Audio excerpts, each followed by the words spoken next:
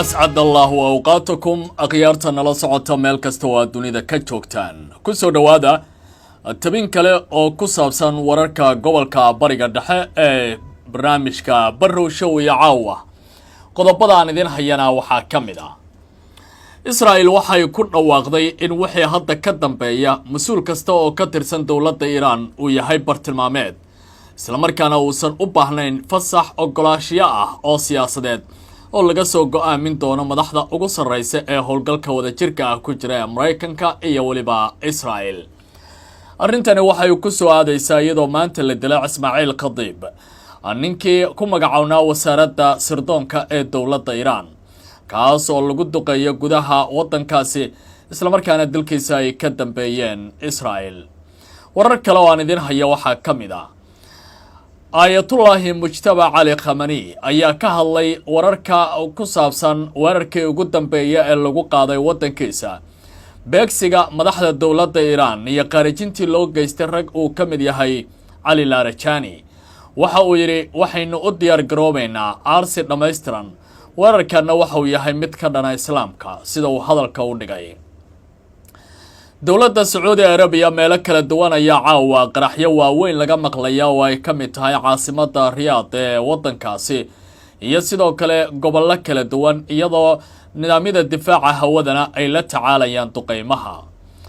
xaruntii ugu weyneed kaydka shidaalka ee dawladda Iran ay Israa'iiliyiinta duqeeyeen dawladda Imaaraadkuna waxay leedahay qatar adag ayaan ku jirnaa haddii duqeymaha goobaha saliidu ay sii socdaan dalka Mareykanka hay'adiisa sirdoonka ee CIA-duna waxay ku dhawaaqeen in Iran hadda ay noqonayso qatarta ugu weyn ee dawladda Mareykanka food saaraysa markabkii ugu weynaa ee USS Gerald Fordna waxa uu ka dhaqaaqay bariga dhexe isagoo ku sii jeestay wadanka Greega halkaasi oo la sheegay qatar weyn iyo dab ka kacay dartii inuu halkaasi uga baxay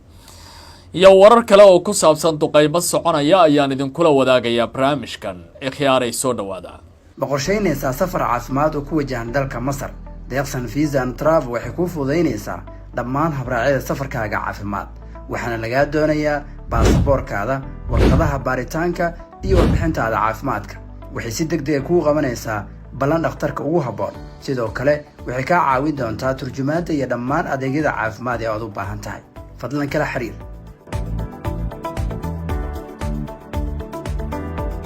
sidaad la socoteen xalay iyo maanta dawladda Iran waxay martigelisay mawjado xanuun badan oo dagaal ah waxa ay waayeen mas'uuliyiin kala duwan sida taliyihii ciidanka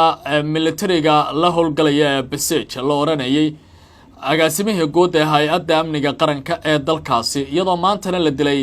Ismaaciil Khadiib oo ah wasiirkii wasaaradda sirdoonka ee dawladda Iran tilaabooyinkani waxay ka dambeeyeen markii nidaamka Israel uu bilaabay in uu si toos ah u bartilmaameedsado madaxda ugu sarreysa ee dawladda Iran wasiirka dagaalka ee Israel lagu magacaabo Katz oo la hadlay warbaahinta nidaamku waxa uu yiri waxa la bixiyay amar dhameystiran oo cid walba oo ka tirsan nidaamka Iran hadda uma baahna in loo helo fasax si loo qaarajiyo ama ugu yaraan duqeymo loogu sameeyo goobaha lagu tuhmo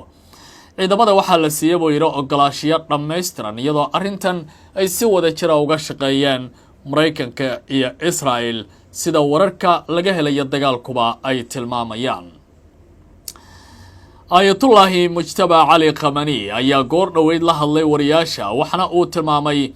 bayaan ka soo baxay oo wariyaasha lala wadaagay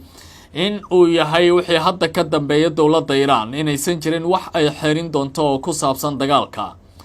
dhammaan waxa la jarayaa buu yiri dabarkii ku xirnaa ciidamada oo meel walba ayaa duqeyn lagu sameyn doonaa geerida Ali Larijani Ismaaciil Khadiib iyo waliba Suleymani oo saacadihii ugu dambeeyay ay dawladda Iran waysana waxay ka dhigan yihiin weerar dhameystiran oo qarankiisa lagu soo qaaday sidaas darteedna dawladda Iran aysan gacmaha isi saaran doonin waa bayaankii saddexaad ee Mujtaba Khamenei uu soo saaray dagaalka intii uu socday marka laga reebo in uu hore u sheeg amarro kala duwan bixiyo laakiin hadda waxa uu leeyahay dagaalkani waxa uu noqon doonaa mid aan waxba la isku reeban oo dhinacyo kala duwan la iska garaaco maanta ciidamada Israel waxay dileen taliyihii ama wasiirkii wasaaradda sirdoonka ee dalkaasi kaasi oo la sheegay in lagu duqeeyo gudaha magaalada Tehran ee caasimadda waddanka Iran. waxa uu ka mid ahaa saraakiisha sarsare ee dowladda ragga ruugcadaaga ah oo lagu tilmaamayay inuu ahaa kan iskale go'aanada ugu dambeeya ee qarankaasi. in la dilo wasiirkii dhammaa ee arrimaha sirdoonka u qaabilsanaa dowladda ayaa shaki gelinaysa awoodda sirdoon ee dowladda Iran ay leedahay, iyadoo iminka ay u muuqato in madaxdii ugu badnayd ee dagaalka ay ku waayeen dowladda Iran. dagaalkan markii uu bilaabanayo waxaa la dilay rag kala duwan oo ka mid ahaa wasiirkii wasaaradda gaashaandhigga ee dowladda, taliyaashii kala duwanaa ee ciidamada, hogaamiyihii ugu sarreeya waddankaasi Ayatollah Ali Khamenei, iyo weliba rag kala duwan oo ka mid ahaa Ali Larijani oo isna shalay lala qaarajiyay wiilkiisa iyo taliyihii ciidamada Basij. hadda waxay u muuqataa dowladda Iran in dagaal aad u xoogan ay faraha la galeen oo aan dhamaadkiisa la saadaalin karin. wararka ka imaanaya gobolka bariga dhaxana waxay tilmaamayaan in dowladda Iran ay bilowday duqeymihii ugu adkaa ee dagaalka kaasi oo iminka ka soconaya gobolka bariga dhexe. wasaaradda difaaca ee boqortooyada Sacuudi Arabiya ayaa sheegaysa in nidaamyada difaaca cirku ay la tacaalayaan gantaalo ballistic ah oo lagu soo tuuray baa layidhi magaalada Riyadh ee caasimadda ah, halka degniino laga soo sheegaya qaar ka mid a gobolada, gaar ahaan gobolka la yidhaahdo Al-Qaraj iyo guud ahaanba magaalada Riyadh oo hadda xiisadu ay aad u culus tahay. hogaamiyaha Iran Mujtaba Khamenei waxa uu ku dhawaaqay in geerida Larijani isagoo sheegay in lagu dilay weerar ka dhana islaamka, dowladdiisuna aysan noqon doonin mid gacmaha isi saaran doonta sida uu hadalka u dhigay. markabkii ugu weynaa ee dagaalka dalka Mareykanka USS Gerald Ford ayaa lagu soo warramayaa in si kumeel gaar ah looga saaray gobolka bariga dhexe isagoo u socdaalay dalka Greega, halkaasi oo loogu sameynayo dayactir maadaama dagaalka intii uu socday uu khasaare soo gaaray markabkaasi. haddii dowladda Iran ay suuragal tahay markabkan dabka ka dhashay inay ka dambeeyaan gantaalada ay tuurayso, waxa ay ka dhigan tahay mid ka mid ah maraakiibtii ugu qaalisanaa Mareykanka, isla markaana awooddiisa dunida uu ku saameyn jiray in ay halis weyn galeen. Israa'iilna waxaa laga soo sheegayaa in maanta ay la kulantay weeraradii ugu ba'naa oo ay khasaarooyin ka soo gaareen. gudaha Israa'iil qayladhaan ayaa laga maqlay waqooyiga deegaankaasi kadib markii gantaalo laga soo tuuray Iran ay ku dhaceen. magaalooyinka bartilmaameedka waxaa ka mid ah Haifa oo la soo warinayo in laga sameeyo daadgurayn dad kadib markii duqeymaha cirku ay aad u kaceen. wasaaradda difaaca ee dalka Kuwait-na goor dhoweyd war ay baahisa waxa ay ku tilmaantay in saacadihii la soo dhaafay ay la kulmayeen duqeyn kala duwan oo 23 diyaaradood oo aan duuliyo wadan iyo waliba 4 gantaal oo ballistic ah lagu soo tuuray 24 saac ee ugu dambeeyay, isla markaana dalkaasi uu dhibana u yahay xaaladda dagaalka ee haatan sii xumaanaysa ee ka taagan gobolka bariga dhexe. agaasimaha guud ee hay-adda sirdoonka waddanka Mareykankana waxa uu sheegay in dalka Iran uu hadda isku bedelayo khatar weyn oo dowladda Mareykanka ku soo fool leh, isla markaana khasaaraha dagaalku uu abuurayo cadowtooyo sii raagto oo loo baahan yahay madaxweyne Trump iyo dowladdiisu in ay si weyn uga feejignaadaan. maanta diyaaradaha dagaalka Israa'iiliyiintu waxa ay weerar ku qaadeen mid ka mid ah xarumaha ugu waaweyn kaydadka shidaalka ee waddanka Iran,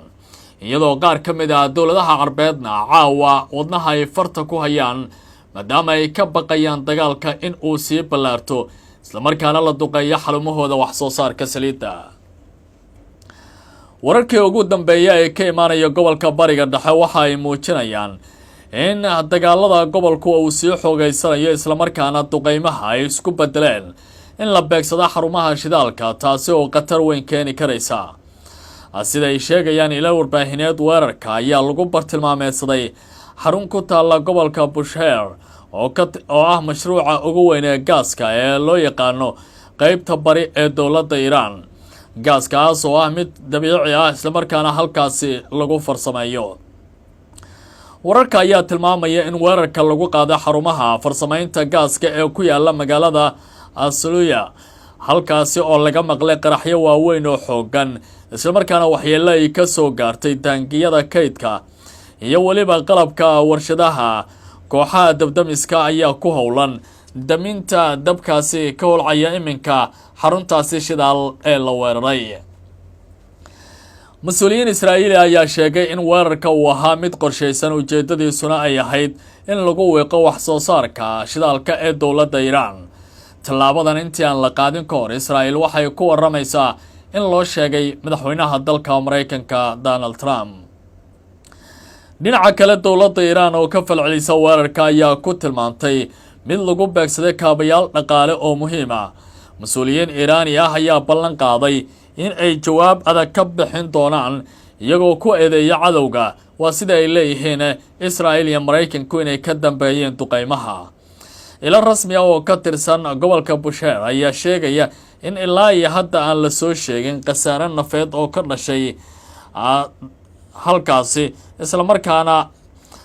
la warinayo daadasho sun oo halkaasi ka socota, inkasta oo burbur muuqda uu soo gaaray goobta weerarka lagu qaaday sida ay khubaradu tilmaamayaan.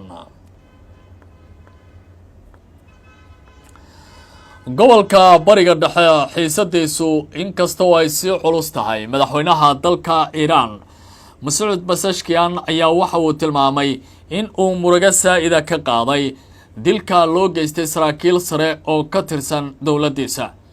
Cali Larijani, Ismaaciil Khatiib iyo Suleymaani waxay igu noqdeen buu yidhi utun aan laabtayda ka bixin oo naxdin leh. dhibaatooyinka loo geystay raggaasina waxay noqdeen kuwa sii xoogaysanaya in waddankeenu heerkaas gaaranay aad u adag tahay.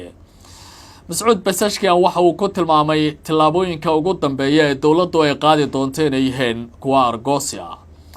khiyaartay nala socotay qaybtan intaan ayaan ku joojinayaa barnaamijka Qubanaha Barrow Show. meel kasta oo aad joogtaan ku soo biira channelka oo subscribe saara oo mahadsantiin.